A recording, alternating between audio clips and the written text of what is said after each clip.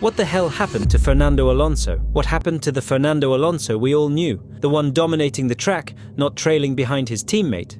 This is the two-time world champ, the man who's conquered Le Mans and the WEC. Now struggling for points in a car he calls undrivable.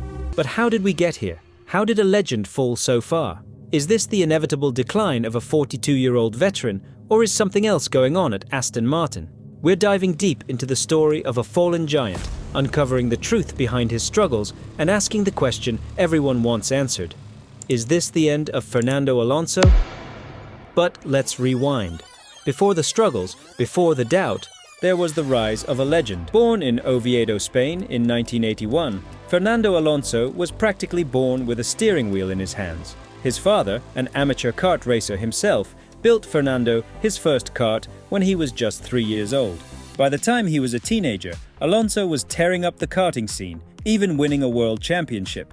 He quickly moved up the ranks, dominating single-seater racing and landing a Formula One seat with Minardi in 2001. Just 2 years later, at the young age of 22, he became the youngest ever Grand Prix winner. This was just the beginning. Alonso's star reached its peak in 2005 and 2006 when he clinched back-to-back world championships with Renault, dethroning the mighty Michael Schumacher. The racing world was in awe of this young Spaniard, his aggressive yet calculated driving style a sight to behold. But like any good story, there were twists and turns. His move to McLaren in 2007 was fraught with controversy, and he returned to Renault 2 years later, only to find himself in less competitive machinery. A stint at Ferrari brought a few more wins, but the elusive third championship remained out of reach. By 2018, Alonso was disillusioned. He stepped away from F1, exploring other racing realms like Le Mans and the Indy 500. But the pull of Formula One was too strong. In 2021, he was back, this time with Alpine. The results were mixed, but his hunger hadn't diminished. The comeback kid wasn't done. In 2023, Fernando Alonso made a bold move, joining Aston Martin. It was a team with promise. With everybody, so yeah, amazing for the team. It was great weekend, and yeah, finishing in the podium in the first race of the year. Fresh off a significant investment from billionaire owner Lawrence Stroll. The stage was set for a career resurgence, and initially, it seemed like the perfect match. Alonso, with his signature grit and experience, secured an impressive 8 podium finishes in the 2023 season, collecting a sizable 206 points for the team. He consistently outperformed teammate Lance Stroll, both in qualifying and races, proving his worth as a team leader and veteran presence. Aston Martin, fueled by Alonso's performance, surged up the ranks, becoming a genuine contender in the midfield. It was a remarkable turnaround, with the team achieving 280 points in the 2023 Constructors' Championship, a stark contrast to the previous year's 55 points. The Silverstone-based team's transformation was undeniable. A new state-of-the-art campus, a wind tunnel under construction, and the ambitious leadership of Lawrence Stroll pointed towards a bright future. Alonso, with his multi-year contract extending to 2026, was poised to be at the heart of this project. But the momentum Aston Martin gained in early 2023 didn't carry over into 2024. The magic seemed to vanish, replaced by a harsh reality check. The once promising car, the AMR24, became a source of frustration for Alonso. He openly expressed his struggles, describing the car as undrivable and lamenting the team's lack of progress. The results spoke for themselves. In the 12 races of 2024 so far, Alonso's highest finish was a P5 in Jeddah, a far cry from the podiums he was accustomed to. The Emilia-Romagna Grand Prix was a new low. A crash in practice, a gearbox change, and a potential impeding incident resulted in a P19 finish, ahead of only Logan Sargent's Williams. Alonso didn't hold back, calling it one of those days that everything goes wrong. Monaco, a track where he'd previously celebrated victories, saw him eliminated in Q1 not once, but twice in 2024. This was a stark contrast to the previous year, when he had qualified second and finished on the podium. The Austrian Grand Prix in July further highlighted his struggles, ending in 18th place, a result he described as not good enough and not competitive. Meanwhile, the once underestimated Lance Stroll found his footing.